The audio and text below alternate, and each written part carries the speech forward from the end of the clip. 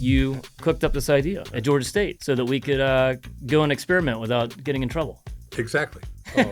I was a kind of an idiot in post. So to have a brain. I was going to say half a brain and half a brain makes half a brain. Christina was so generous with her time and taking it and going, pop, to make it all work. Now, I'm not sure this I don't know if pop works well on a podcast or not, but you're going to have to live with it. I've walked away with this with the firm belief that this is a way of working that is the future.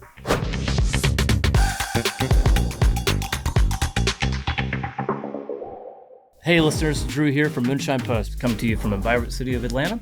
At Moonshine, we're all about storytelling, collaboration, bringing visions to life, whether it's for the creative agencies, the big studios, or passionate indies. So come tell your story with us. Hey everyone, Drew here from Moonshine Post. And today I'm excited to welcome an incredible guest to the Moonshine Storytellers Podcast, Tom Luse. Tom's career in the entertainment industry is nothing short of legendary. He's most famously known as the executive producer of The Walking Dead and has been instrumental in bringing some major productions to the state of Georgia, a la Remember the Titans, among many others. Tom's deep understanding of both film and television production has made him a mentor to many, including myself, and he's recently been shaping the next generation of filmmakers as an artist in residence at the Georgia State University's Creative Media Industries Institute. So in today's episode, we're going to dive into Tom's journey in his most recent film, a collaboration that included me and Moonshine, on a Georgia State student-driven feature film that Tom spearheaded named Rejuvenation, which is now streaming on Tubi. It's an inspiring conversation about the evolution of the industry and the impact of mentorship on the emerging filmmakers. So let's get started.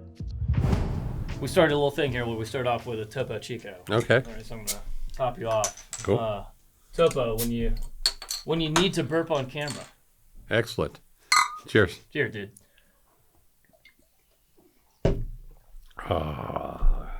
Yeah, you can't help it. Cool as a Mexican day. Tom, my friend. How you doing, Drew? Back. I love it. Thanks for flying in. Oh, yeah, thank you. Yeah, thanks. I had to fly in this time. This is amazing. You could tell me later what you like to be known for, but best known for, obviously, Walking Dead. But most recently, you also, after, I think you've quit that show twice, right? Had to come back to close it down, which is awesome. So pulled out of retirement to come back and finish that series. And then end up becoming a production executive at MGM Plus, with a bedazzling career behind you that I it's almost too long to list. But when someone says, "What are you known for, Tom?" Because I mean, clearly you still got some gas in the tank and you got a lot more things you're going to do here. But what do you want us to know you for? That's a great question. I have no idea. One of the things about the film business is it just kind of keeps you busy and you kind of fall forward. I started off in the movie business popping popcorn at a little art house movie theater in Ansley Mall in Atlanta, and had 174 seats. We were saved because we were the first movie theater to start midnight shows of the Rocky Horror Picture Show. Otherwise, because people did not want to go to see the latest Bergman film or the Truffaut film or the Fellini films. I mean, the people would come, but not to the numbers we needed to keep the doors open. But the Rocky Horror saved the theater. So I did that. I went back to grad school at that time and ended up doing a film as my master's thesis at Georgia State University, and was always grateful to Georgia State. We'll come back around to that a lot later. So no, I liked having been a part of the film community, not just here in Atlanta, but in other places as well, because it really is pretty small. It's not that big. The industry as a whole? The industry as a whole. Absolutely, yeah. If you're in production. Mm-hmm. I mean, there are lots of other sections I know very little about. But if you're in motion picture and television production, and I've been very fortunate because most people are either do movies or they do television. Right. And I've always done both. I've always gone back and forth. And that's been great for me because it's obviously kept me more employed. Mm-hmm. And but also I like being able to do either. It's fun to have a great series and be able to stay on it for a while and get your kids through college. It's fun to go off and go someplace interesting in the world and make a movie. So it's nice to have both of those things.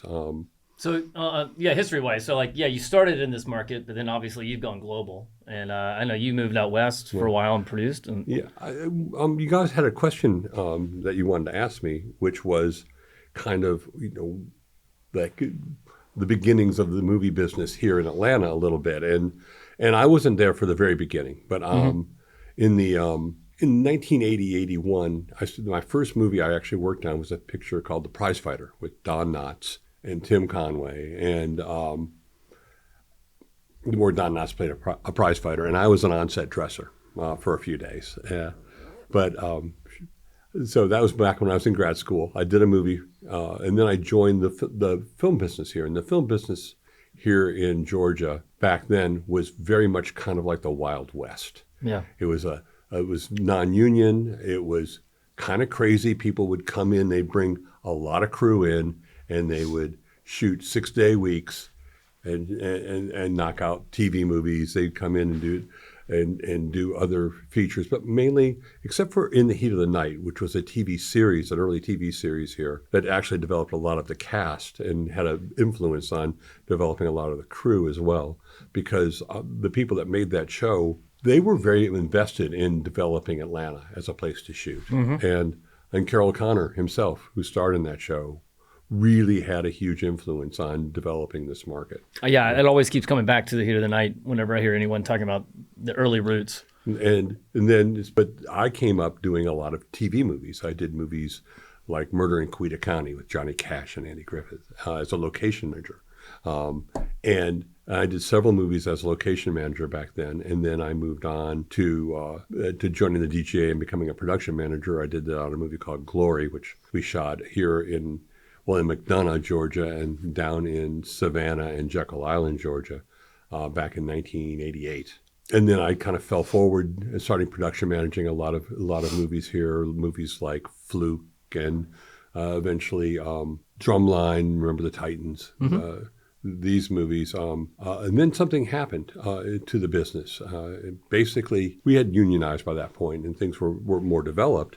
But then Canada happened. And Canada did something really, really interesting. They developed these things called incentives. They actually would give people money to shoot their movie in Toronto. Both the federal government gave money and then the provincial government gave money. That combined with some other advantages in basically the exchange rate was really pretty good for a time there. So you got a lot for your dollar.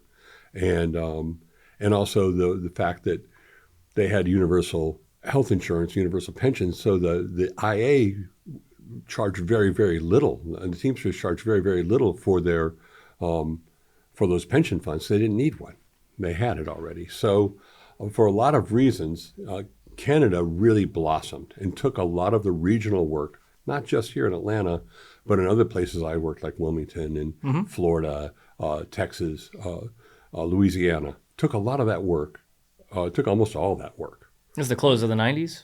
This was in the 90s. Okay, cool. And there would still be movies that would come in and from time to time, and I was lucky enough to work on some of those.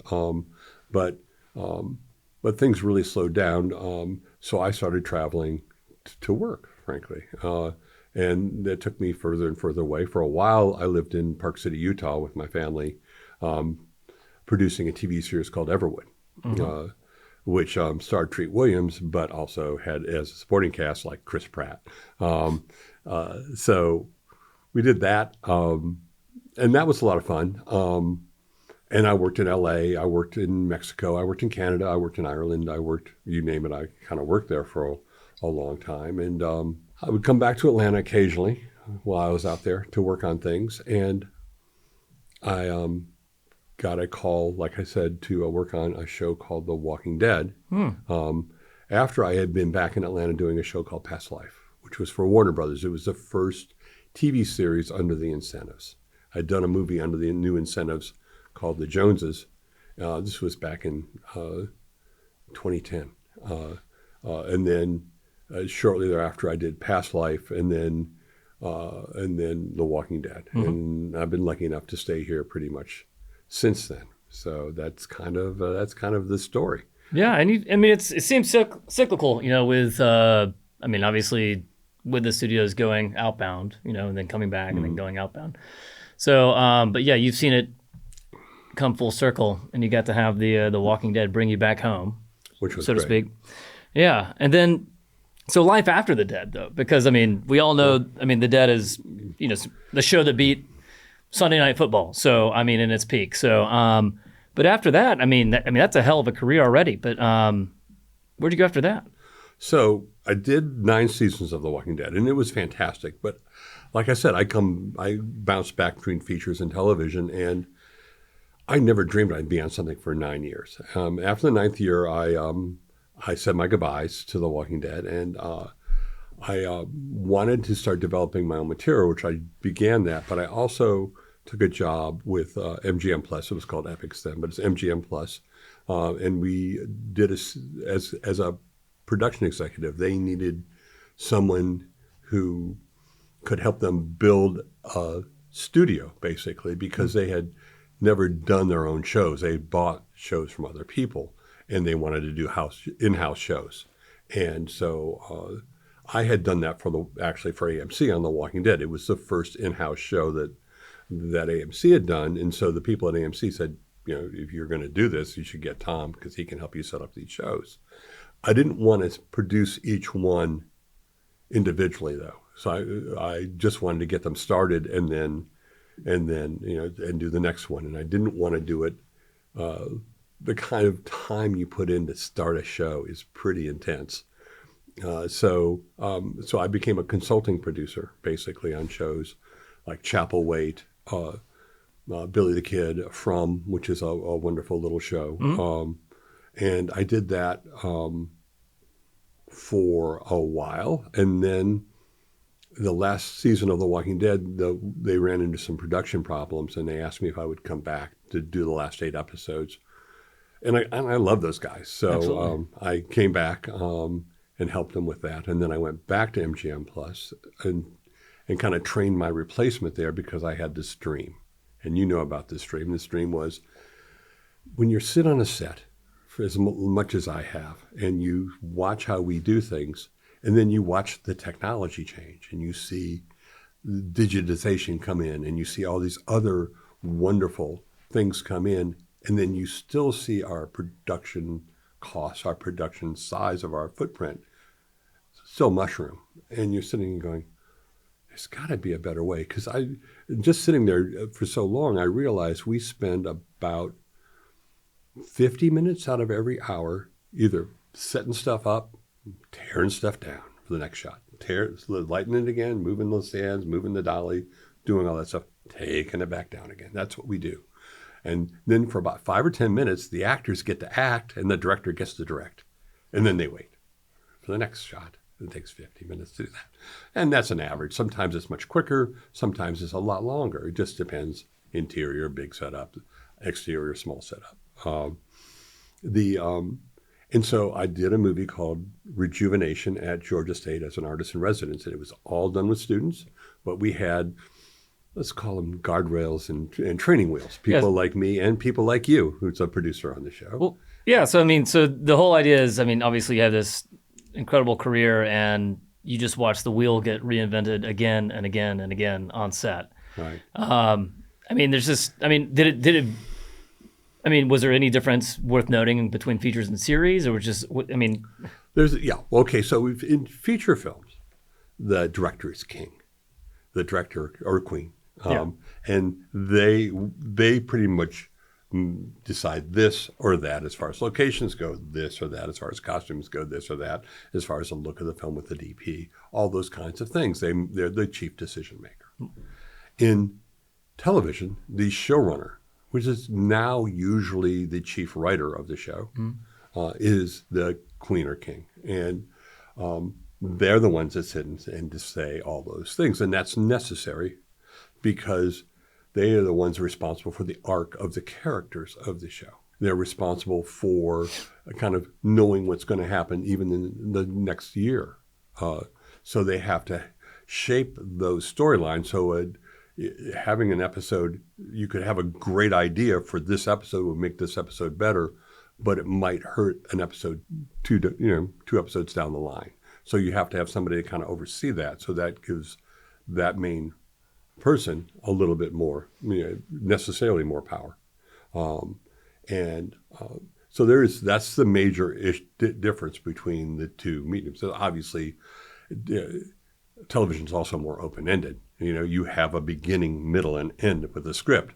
It starts here, it ends here. When you get to that last point, you have a big wrap party, you're done, yay, and you move on. And then the next year they might have a screening for the cast and crew. But with a series, it's a lot different. It just keeps going and going until suddenly it doesn't. And usually because nobody's watching it anymore. Yeah. I mean, so you got really, really good at spending money and not spending money appropriately, but possibly spending money on the same things over and over again and spending and wasting time, wrangling production just to get a few seconds, to be making the movie for a few minutes out of every hour. Right. Is what I'm picking up on. And obviously that's where the experiment that you put together was incubating for like the last 30 years. Right.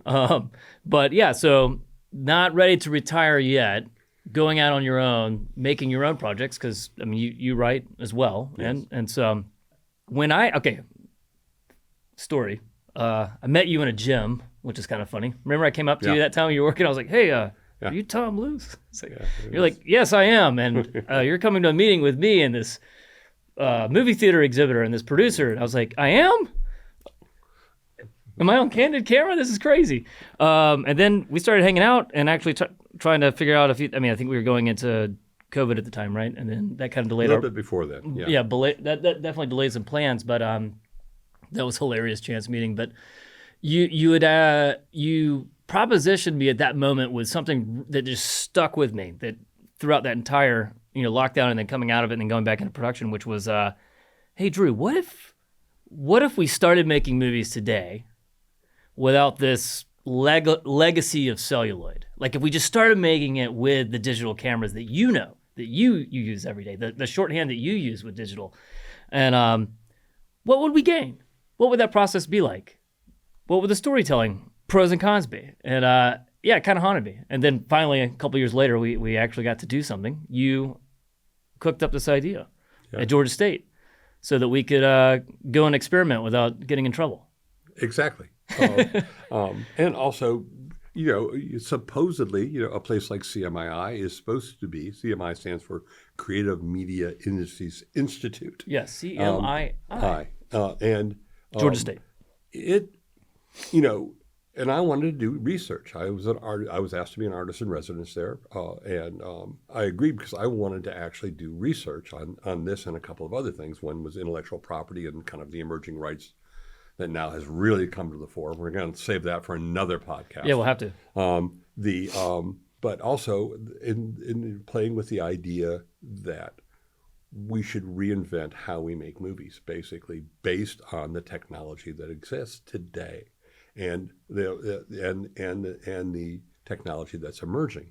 It was really exciting for me because I am a production geek. But when I finish stuff, my weakest link in my knowledge is not pre-production. I'm an expert on pre-production. I've flown all over the world, and not in production, but in post-production. Because post-production, with almost every exception, resides in this country in LA. Now, I have done post on a movie called Hachiko in New York, and I've done post in Europe. But by and large, LA is dominant in terms of post-production. And why I was excited about meeting you in Snap Fitness Gym was... All the Beltline. Because on the Beltline. And I rode my bike there. I don't even know why I went to that one that day, but whatever. Because you could ride your bike there. There you go.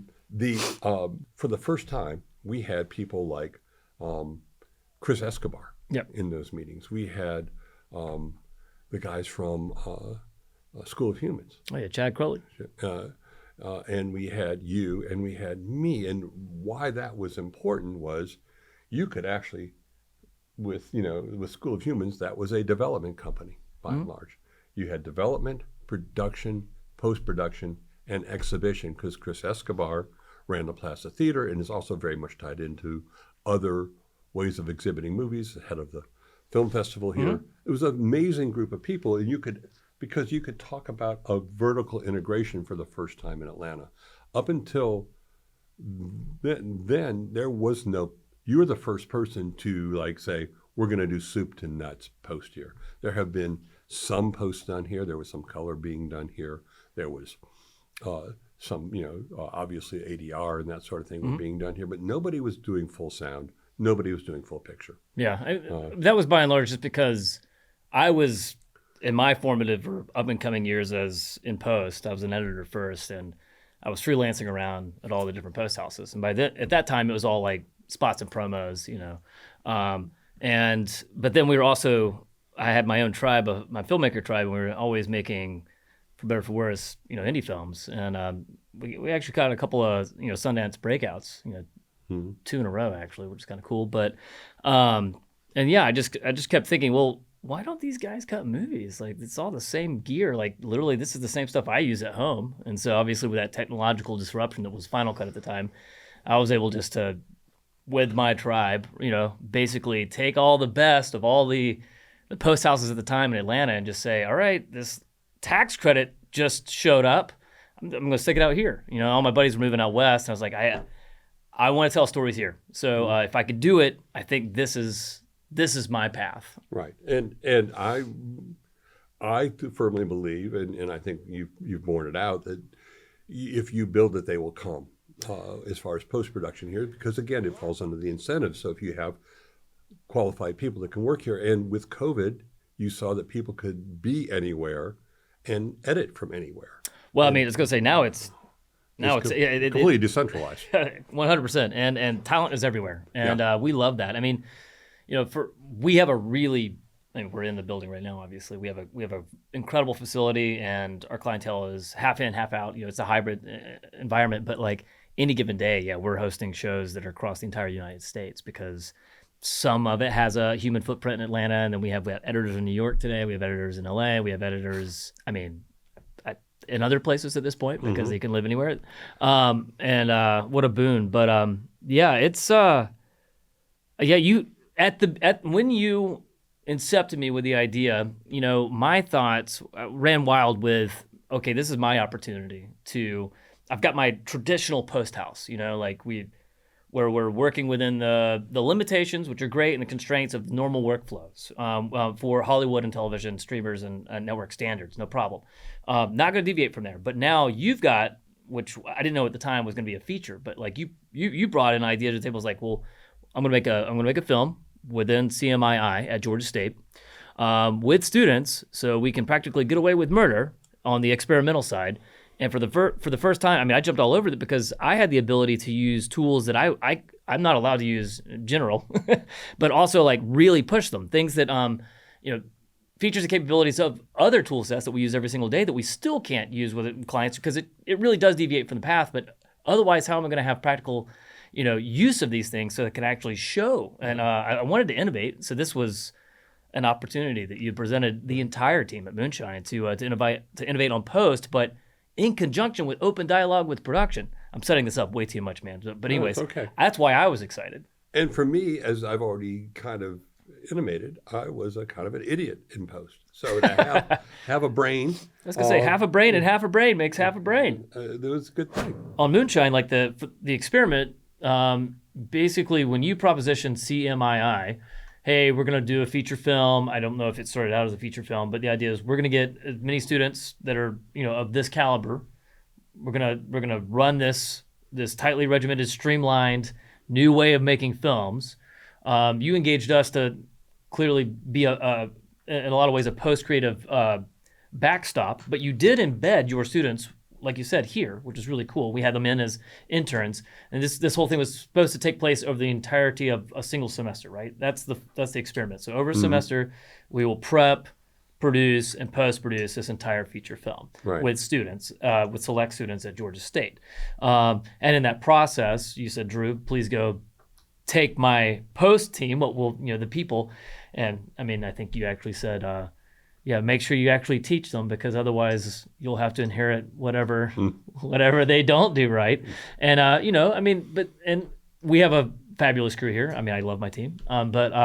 Me too. Thank you. And we were all for it. We love to share our expertise. We love to share our knowledge. So for those that wanted to listen and learn that were here, they were editors, they were sound designers. I mean, for an entire half a year, they stuck it out at Moonshine. They got to see how all the sausage was made. And then they got to go and make a movie with you. That's and you. And me. Yeah, no, I mean, I mean, really, it's really me just coming in and being like, peeping over two other layers of shoulders. Hey, Travis, did they do it right? No, they didn't. Make them do it right. Hey, Christina, did they do it right? No, they didn't. It's like, well, will you do it right? But no, I mean, at the end of the day, it looks like a movie, sounds like a movie, smells like a movie, plays like a movie, and it streams like a movie on streaming. That's right. It's on Amazon. It's on Tubi. It looks like it might be on some other platforms shortly. And that was a bonus. I actually didn't make this movie to put it, out there on a streaming service. But I've learned a lot about that, and that's kind of the humbling part of this whole thing. Not humbling because the movie's been well received, humbling because the movie hasn't been received. Because marketing is not something I have had to think about until now. Well, the part of the experiment wasn't to get out there and But I wasn't planning on that anyway. I was Right. planning on, we had a screening at the Plaza, Chris Escobar's wonderful theater. That was so much fun. And I have to say, it was like the students, when they came in, you could see, I saw their faces, they were so apprehensive and everything, and they walked out, and it was like the air coming out of a pressure cooker. They were so happy. They were giddy. It was like they were walking around light as balloons. It was great because all that pressure that they felt, the anxiety of having worked on this film in their heads, because, all disappeared because the movie was fun. And filmmaking is fun. And suddenly, but the actual watching the movie was fun for them too. Oh yeah. Unless you've seen it 87 times. Yeah. Exactly. Like in post. So let me kind of just say kind of the basics of what you started with about celluloid, and what if celluloid never existed and we kind of came up with the idea of movies now. So we have cameras, obviously, that are really small, that are incredibly great image makers. I think is a really good way to think about it. I wouldn't say I have a 2-pound camera. Let's get a 150-pound dolly and put it on railroad tracks and push this camera around. That dolly was invented with a big, heavy arm that goes up and down so that it can handle a large, large piece of steel, which is what a movie camera was. They weighed, 75 to 100 pounds. When they were fully loaded with a full mag and a big lens. So you needed something substantial to move it on. We said, I think we can find a way not to have that. We looked at editors, and we said, editors are really valuable people that are really smart. They were originally kept away from everybody because they had these machines that literally sounded like a machine gun. A moviola upright was a loud piece of equipment. And when you're cutting a film on one of those things, you want to have it in a box far away from everybody else because it makes a lot of noise. And plus you had to get your film, had to go away anyway because it had to be processed and everything. But we have the opportunity now to have our images brought back to us with sound and picture together almost instantaneously. We ran into a few issues, but by and large, the idea of frame IO and having your dailies brought back to you very quickly, it works. There are some limitations, but that's a possibility. So why not have your editors there with you to show you things as you're moving along, to show you things like ins and outs of scenes, for example, which is a great, especially if you're dealing with student directors. They don't. The concept of making something as big as a feature was very overwhelming to these kids, and I put them into a lot of anxiety because I was going, "We're going to make this giant thing," and they're going, "Yes, we are." But then every night they go, "How am I going to do this?" Spoiler alert: you make the movie and it does get distributed, but we'll come back to that. Okay, so let's walk it back here. So Your big idea, setting the stage for this experiment, is let's rethink this entire filmmaking process from the ground up using only our knowledge of the digital tools that we have right now, so we can get in, get out faster, and then maximize our time on set, making decisions, pull post in, like set it all up for me. The idea became, because as it developed, was once I really started to think it through more and I had the help of, is Heath Franklin and Susan Reed from Georgia State, two professors that were just great to work with. Amazing, yeah. Your help. I had other people coming in and helping me think through these things. Because I'm lucky enough to have been in business for a while and I know some people. Yeah. What was important was to see if we could actually change the ratio. Which ratio? The most important ratio is people's time. Now, if I say we shot 8-hour days on this show, by the way, which is unheard of. But there was a reason why 8-hour days worked great, and that was the ratio that is most important is people's time while actually creating. Not people's time on the day, but people's creative time. Now, as I said earlier, we spend about 50 minutes out of every hour putting the light stands in, moving the dolly, putting in the sub, tweaking these things, tweaking those things, getting the space for the boom pole to get into the shot, working out all these things, which are very complicated and very necessary in traditional filmmaking. But if you say I have a little camera, and wait a minute, I can put a little mic on the little camera, and I can have those together, and I can have.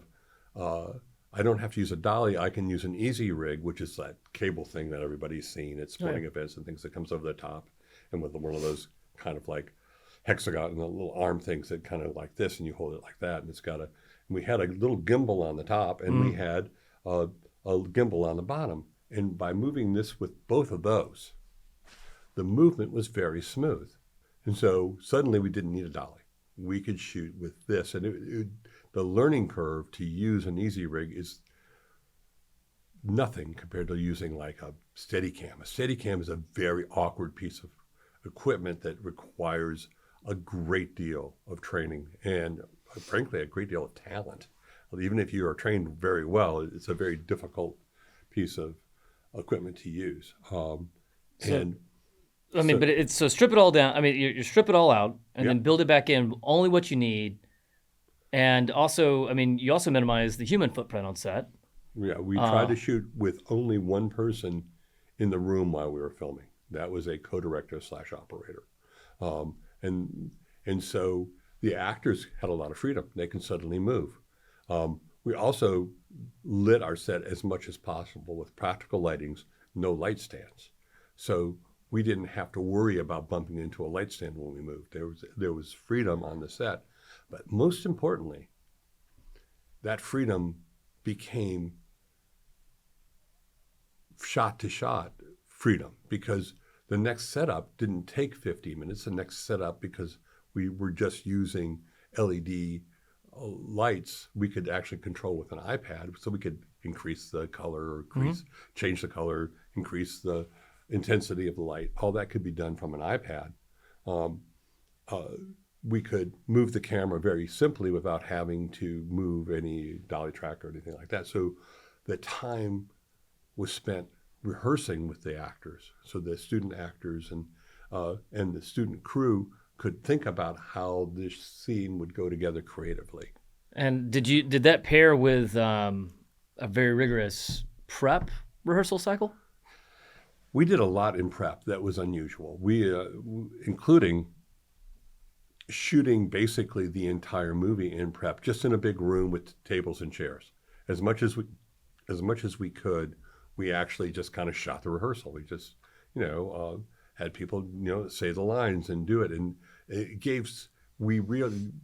allowed me, because I was working as not just an executive producer, but also as a co-writer on this and the main rewriter on the script. It allowed me to see what wasn't working dramatically, but also what wasn't going to work very well because of the limitations of having a student casting crew. It also seems like you unified a shared vision immensely across all departments. Yeah. So you're not having to figure it out on the day, so to speak. I think a lot of it, like I said, there was a lot of anxiety among the students, which I didn't realize at first, because it was such a big thing. And I'm a serious person when I'm working, and I like to have fun, but fun to me is making movies. Sure. So they took their responsibilities very seriously, and also they wanted to do a great job, but knowing how to direct a movie, knowing how to shoot a movie, where the best camera angles are, but more importantly, where the weight of the scene was emotionally and how to best capture that. Those kinds of things, having that extra time where we weren't moving light stands, we weren't moving dolly track, but we were actually using that to work through how we can make the movie work organically, and to have those moments be captured and be captured well. Now, with having the editors there, the idea was that we would have them as a reference. They would be plugged in. They could give notes on the fly.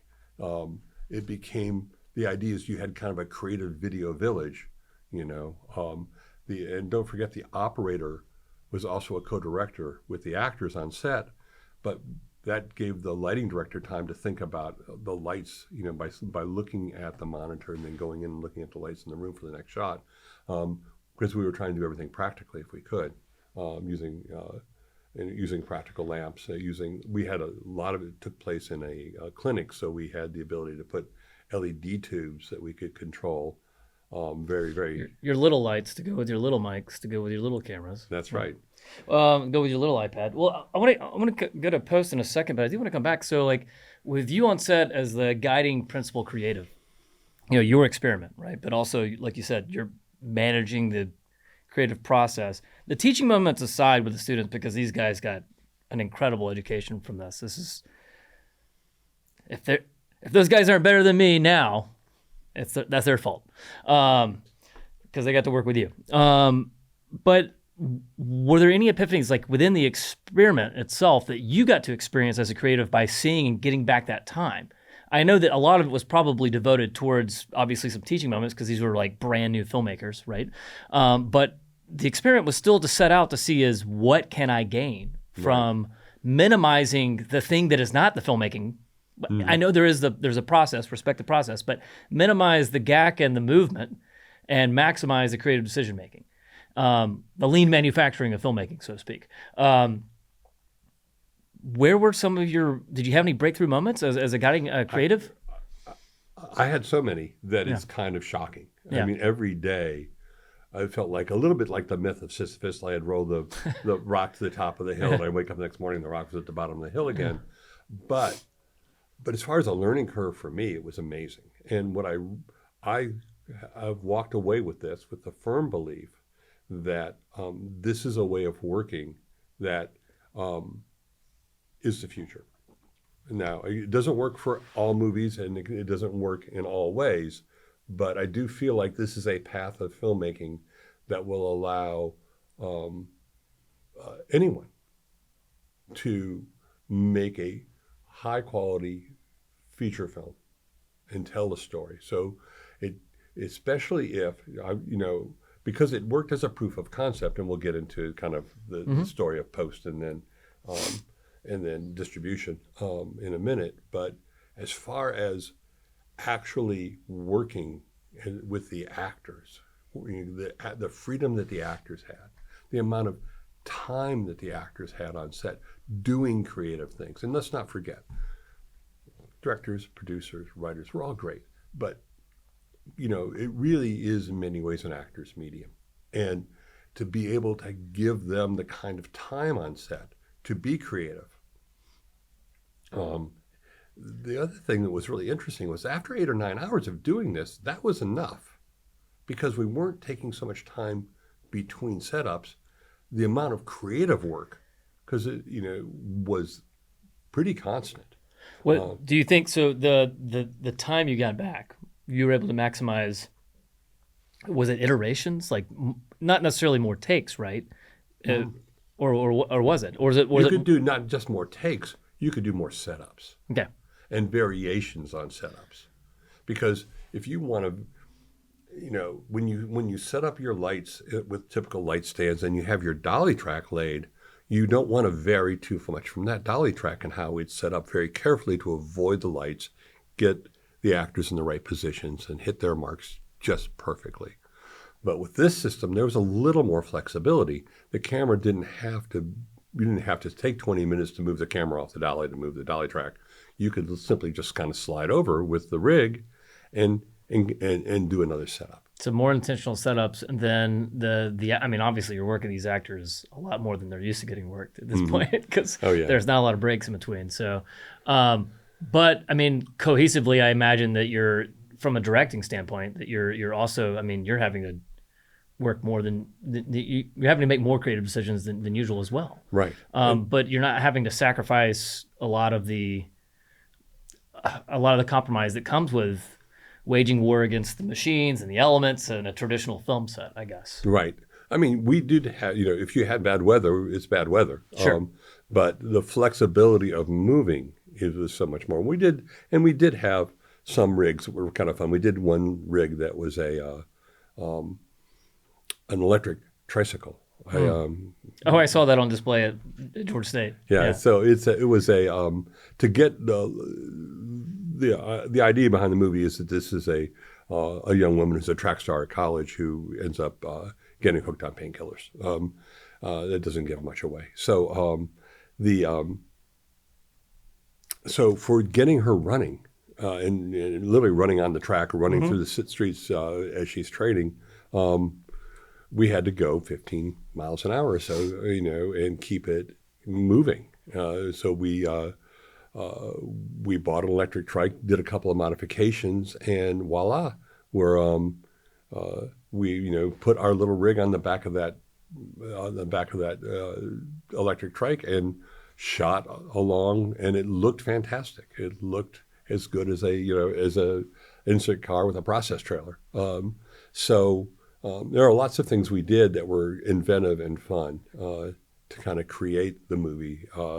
And what was great about the trike was it was electric, so you could take it inside and do running scenes inside as well, because there's no, obviously, there's no pollution. It was purely electric, so it gives you an electric dolly, basically, for lack of a better way to say it. So there was lots of cool things about that. It's pretty fair to say that you went full tilt, but the process that you went to prove, I mean, being adapted towards a more streamlined production for any filmmaker at this point. I mean, dial it back, because some DPs are probably going to, murder anyone with this idea. But I mean, if you got to find someone who's flexible, obviously. But but at the same time, you set out to prove, let's strip it down. Let's see if we can maximize creative. And you feel like you succeeded on that? Oh yeah, I think that from a creative standpoint, the compromises you make in your own, but filmmaking is an exercise in compromise. That's all you do every day, all day. Now, that's the difference between, a $150 million feature film and a $5 million TV show, is that you have to tell a story well, and you can do it on a $5 million TV show. You can do it on a $150 million movie. You have to adjust your story. That's the big thing, and that's that's a simple lesson, But as far as the craft of making a movie, I think that there's more creativity in working this way than there is the other way. The other way, there's a lot of waiting, frankly. Yeah. This way, there's a lot less waiting. Seems like you got to find the balance with someone who can be creatively at bat for that long. Right. That's a whole other muscle. And then the other thing is, you can actually, as you get more and more into this, there's some things that are really exciting. One is you can be editing in near real time, and that's something you and I have talked about a lot. Yeah, from the post standpoint, obviously you had me at Let's Go Make a Movie, but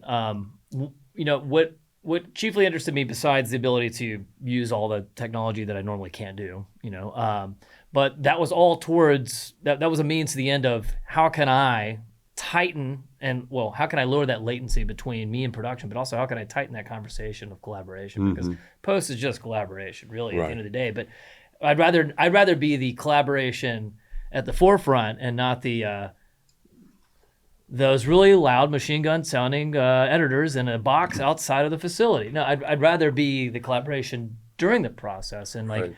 and we've been fighting for that for years, and a lot of producers are putting us, in tighter conversations, which is great, and we love it. But you were able to bring that conversation literally to set, and so I'd like to talk about what your original thought of bringing post to set, like what you wanted out of that. I mean, we even had to compromise what we could do, because obviously these are younger filmmakers, so even to the point where we couldn't, that was great, because you gave us an opportunity to fail in a lot of ways, so we could figure out like, well, this would probably work with maybe more experienced filmmakers, but in this case, this is too much. So I would like to hear what your original thought on bringing post into the conversation would be, what your ideal was. Well, I do think that there's an opportunity to think about post a different way. You could have your editors on set, but you could also have creative people anywhere in the world with this, using Adobe and Frame.io. That was one of the major tools, right? Obviously, camera to cloud was just kind of coming out when you and I first started about this, and you gave me the opportunity to use that, but to the fullest, length of it. But that tool in and of itself is already incredible and being used at this point, more and more so. But it also, you wanted to bring the editors, the decision makers to set, or at least have them in the conversations, right, with your creative stakeholders and you, on the day. I think that was one of the things that was, because there was such a sharp learning curve for the directors, for the camera person, and for the editors.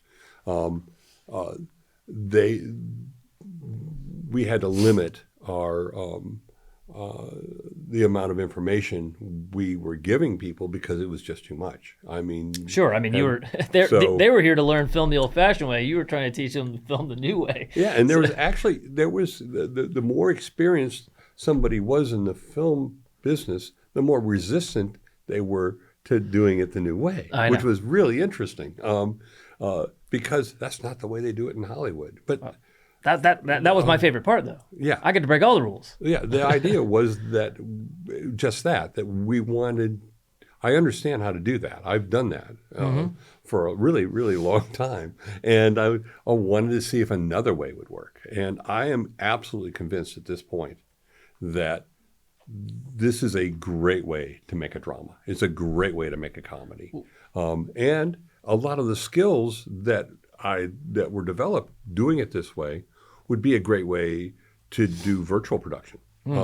Having the editor on set, obviously, for virtual production, is almost necessary, I think, to really maximize that. But let's stick to the simplicity of rejuvenation before we jump to. Oh no, I think we're gonna have to have a podcast series, Tom, because there's too much to talk about. We'll have to do our State of the Union conversation next time with production. Right now, I just want to stay in the experiment. This is fascinating, but I do want to know real quick is what was the conversation you were hoping to get out of on-set editorial in your model? Okay, the only thing I wanted everything I thought about for this movie was, how do I have I'm not going to mention the name, but I had a showrunner who I really loved, who had never been a showrunner before, and was amazing. She was amazingly talented. How do you take someone that's got this great vision and really had a good visual sense, and put them kind of in control in a way? How would that world where everything in the film business, as far as film goes, is pretty opaque. It's pretty hard to see through. When we were shooting film, the director wouldn't really know what the film looked like. Only the DP really knew what the film would look like. The same was true for sound. The same was true for a lot of things. But now we can hear and see everything. But what I wanted was to make it as transparent as possible, make the experience completely transparent if possible. So if I could have the editors there to say, oh, this is how you ended that last shot. Think about what a great thing would be to make that transition from this sequence to this shot. Think about ways, and then they suddenly are almost in real time having conversations about how to make things more interesting. Because in the old days, somebody would come to me and say, I've got this great idea. This wonderful director, and she says, I have this fantastic idea for this shot. And I'm going, that would really help this show. But you're 45 minutes behind, and that'll take us 45 minutes to get it. And we have maybe the most important scene yet to get before we lose the light today. Do you have any way that you can speed all that up so we can get that and do everything else? And they look at me and they go, never mind. And that's because it takes a lot of time to do things that way. But with this way of working, they can say, I have the greatest idea ever. And I can go, move the camera over there, let's get it. But it's not directing by committee. No, I think that it's not directing by the committee.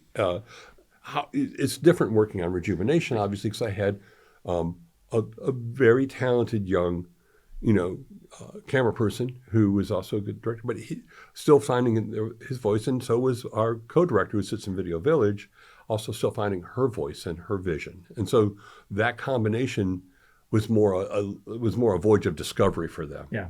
So rather than, but if I had skilled filmmakers in those positions, then it would be incredibly exciting because they could know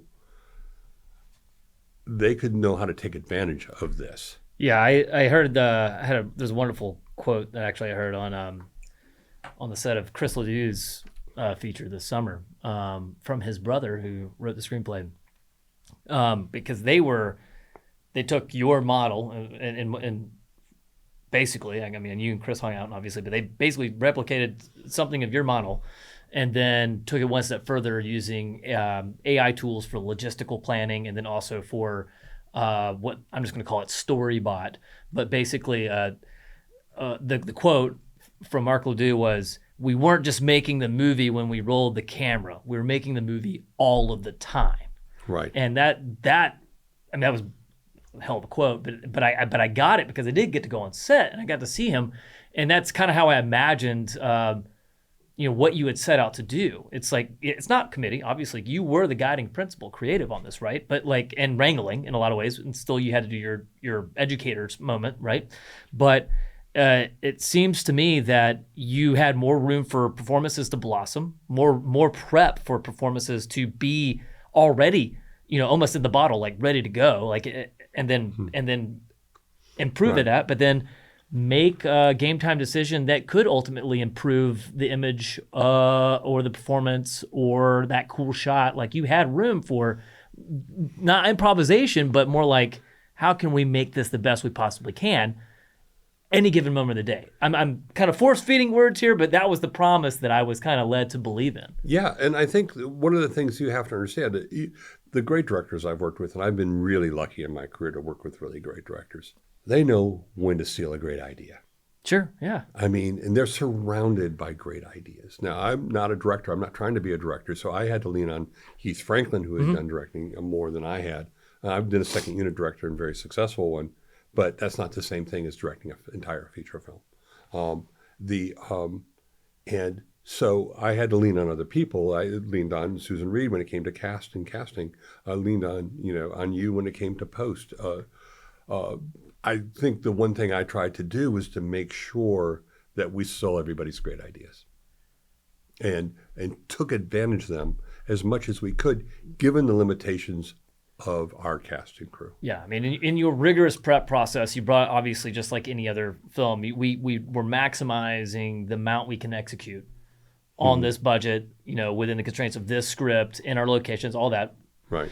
But there's still always, I think what you discovered is that there was still always room to make it, to actually add more value to the screen. Oh, yeah.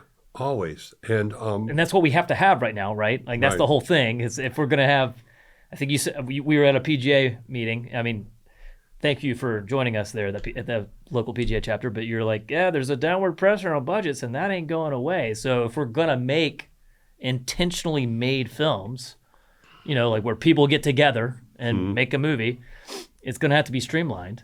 But it doesn't have to be at the expense. Is what I'm picking up, and what I'm so excited by seeing your project and seeing Ledoux's actioned recently is just, you don't have to forego the creative. In fact, you can actually probably max out the creative at this point, and that's that's why I wanted it. I mean, we do have to get to the point where we have to figure out, okay, what worked and what didn't work, and then what failed. Yeah, and there was a fair amount of that. I mean, like any experiment.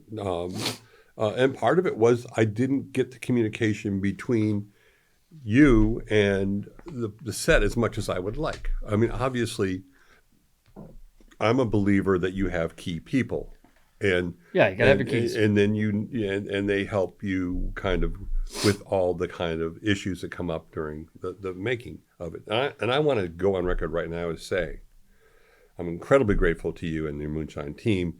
They provided the guardrails, they provided the training wheels.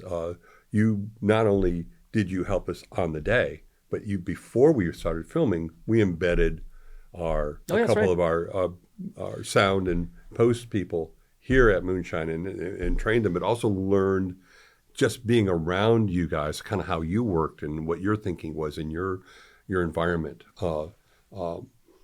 And then after the fact, our sound team came in here, and your genius sound people work with them and shape the sound of the show. I'm very proud of those guys. They did a wonderful job getting the show shaped. But without those guardrails, the sound would never have gotten to where it was. Yeah. Without that kind of training and without those ideas being given generously all the time. And the same is true with your editor.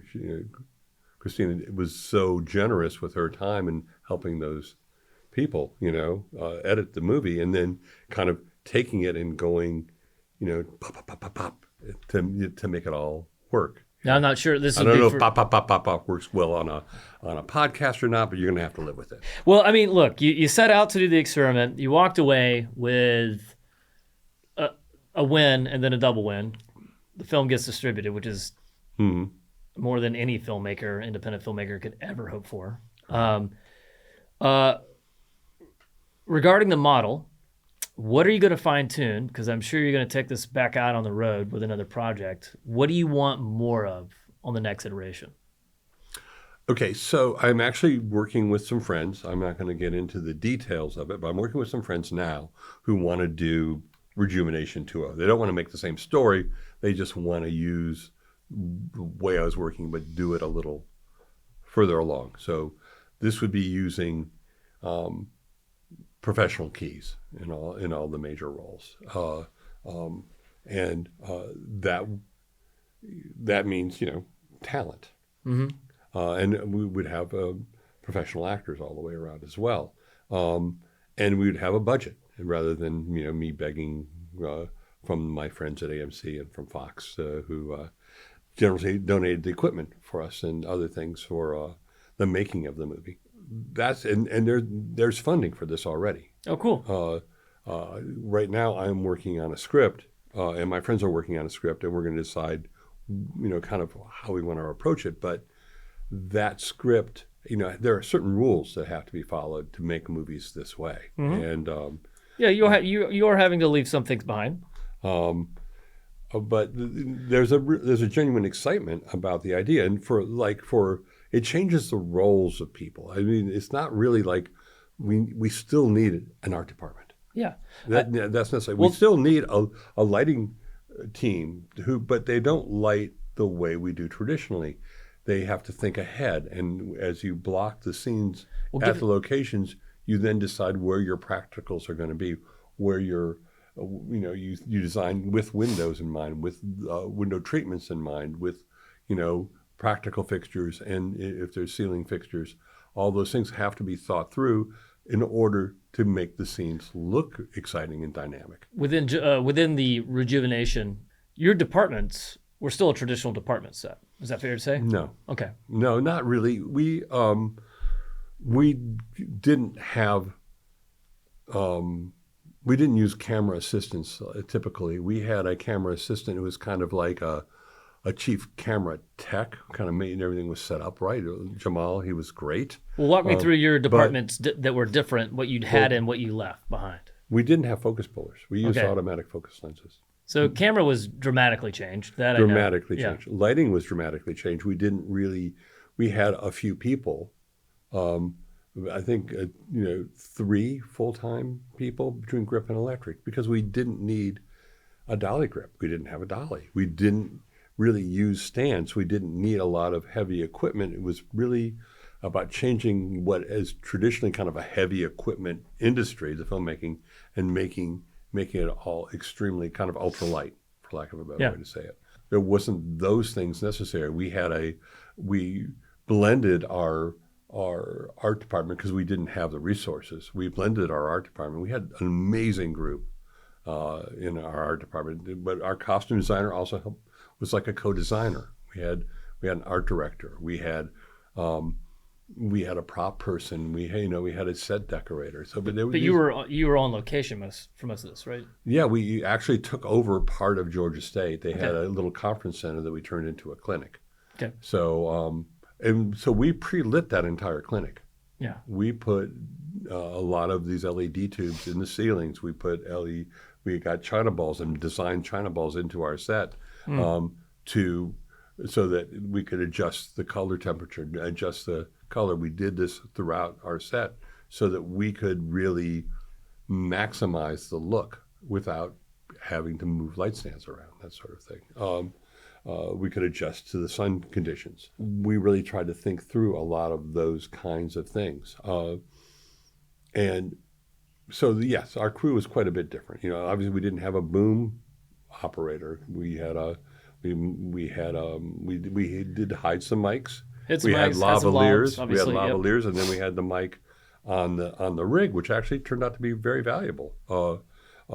Because when you think about it, the camera is the fourth wall, and that's where the sound should be coming to as well, because that's basically the audience's eye and ears in this case.